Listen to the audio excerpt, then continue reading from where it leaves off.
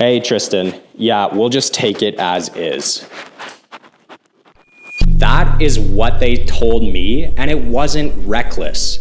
It was exhausted. They were 5 weeks out from moving to Edmonton, new routines, a young growing family, work schedules that didn't really line up. And after weeks of video calls, late night texts, and trying to make decisions from another city, they just wanted something to be done. The inspection had come back with a roof issue, not dramatic, not the ceiling is caving in, but enough that moisture was still getting into the attic. And their instinct was simple. Let's ask for a little bit off the price and we'll handle it after we move. And I remember staring at my phone for a second, feeling that tight, quiet hesitation, because I knew exactly how that sentence can turn into a very different story. What's going on, everybody? I am Tristan, and I help a lot of buyers move to Edmonton, especially people who are juggling a lot at once. Families relocating, people trying to make big decisions while their life is already in motion. And most days, real estate isn't really too dramatic.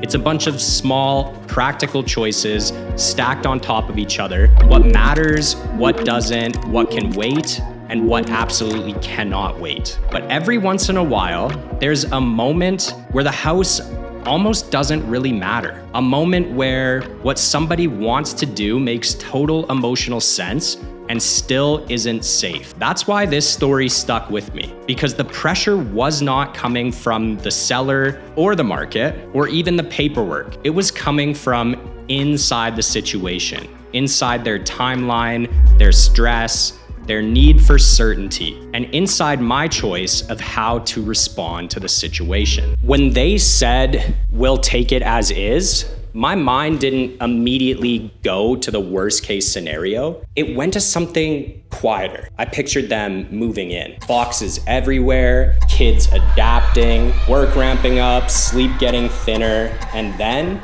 2 weeks in, something small becomes very urgent. Because that's how leaks work. They don't politely pause while you get settled in, but I also understood why they wanted to do it. They loved the location, they loved the feel of the home, and they didn't want to start over with showings, uncertainty, and competing timelines when they were already stretched thin. Their instinct wasn't greed, it was survival.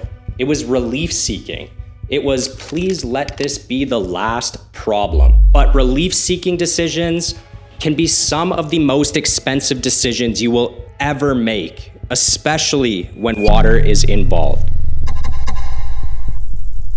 But what they couldn't fully see yet, because you can't when you're remote and tired and trying to make everything work, is that a roof leak isn't just a roof problem, it's a time problem. If moisture is getting into the attic, the clock is already running. Not on some dramatic collapse, on slow damage. Wet insulation stops insulating properly. Damp wood doesn't stay the same. And when moisture lingers, it creates a perfect environment for bigger issues that are harder to prove and harder to fix later. The inspection had been thorough.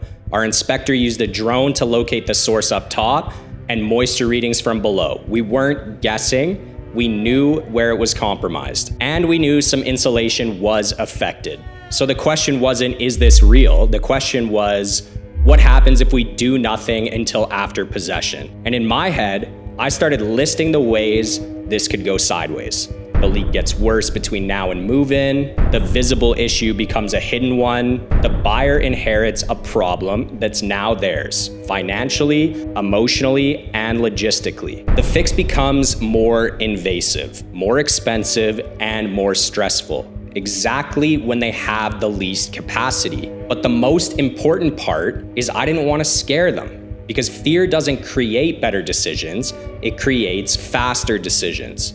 And they were already leaning towards the fastest path, just close, we'll deal with it later. So I slowed myself down, watched my tone, and chose restraint. I didn't say that's a terrible idea. I didn't say you're going to regret this.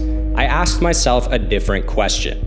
How do I protect them without taking their agency away? How do I protect them? So I called them instead of texting. Not because I needed to persuade them, because I needed to be present with them. There's a difference. And I started by validating what was true. I said, I get why you want to do this. You love the house, you're on a tight timeline, and you don't want to reopen the stress of searching. Then I paused and I added calmly, but I need you to hear me on one thing. If we close with an active leak, we're choosing uncertainty on purpose. And water problems don't respect your moving schedule. I wasn't dramatic, I didn't raise my voice, I just held the line. I said we still have time before possession that can either work for you or against you. And then I laid out the alternatives step by step. We tell the seller the roof is actively leaking. We ask for a professional repair, not just a quick patch. We ask for remediation of the affected insulation.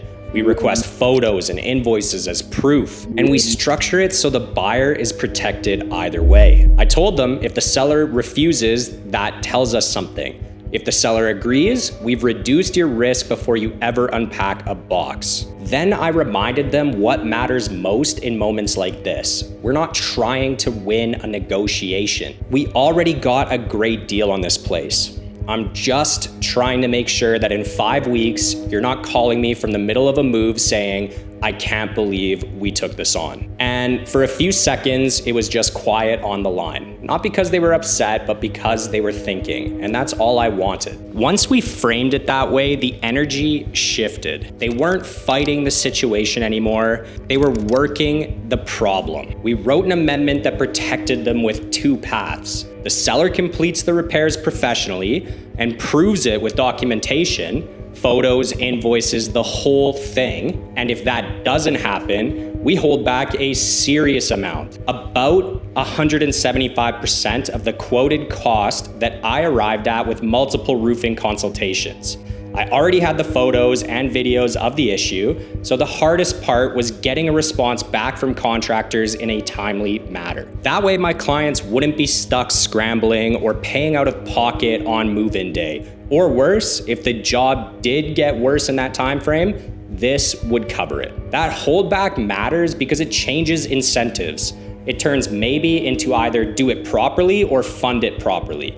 And the sellers agreed, the roof got repaired, the insulation issue was remediated, but I didn't stop there because paperwork is comforting and reality is better. I brought the inspector back to verify the moisture readings again, not as a performance, but because I needed to be certain that the story we were being told matched what the house was actually saying. When the inspector confirmed that everything was dry, I felt the pressure drop. Not excitement, not victory, just relief that my clients can put this worry to bed. This situation reminded me of something that I see over and over again with buyers, especially families that are relocating to Edmonton. When life is complicated, people start trading safety for simplicity, not because they don't care, but because they're trying to survive the load they're already carrying. And that's where the real risk lives. It's rarely the house itself. It's the moment you're tempted to say good enough. Not because it's actually good enough, but because you don't have the energy to deal with one more thing. I've learned that my job isn't to point out problems. My job is to regulate the pace,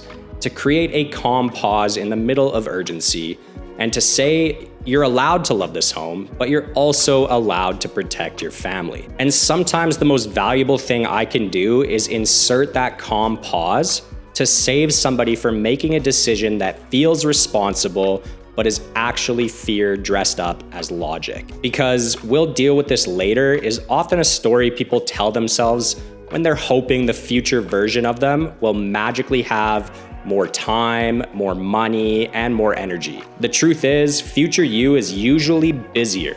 So the real skill, the thing I respect the most in good decision making, is not bravery, it's restraint. It's choosing the slower, safer path when the faster path is begging you to take it. So there you have it. That wraps up the video for this week, and if you'd like some guidance in your move, feel free to reach out to me and we'll make a game plan together. All of my contact details are in the description down below. And if you're watching this while planning a move or trying to buy from a distance, I just want to say this. It's normal to feel pulled towards the easiest answer. It doesn't make you weak, it makes you human. But if there's one thing I hope you take away from this story, it's that clarity is worth protecting.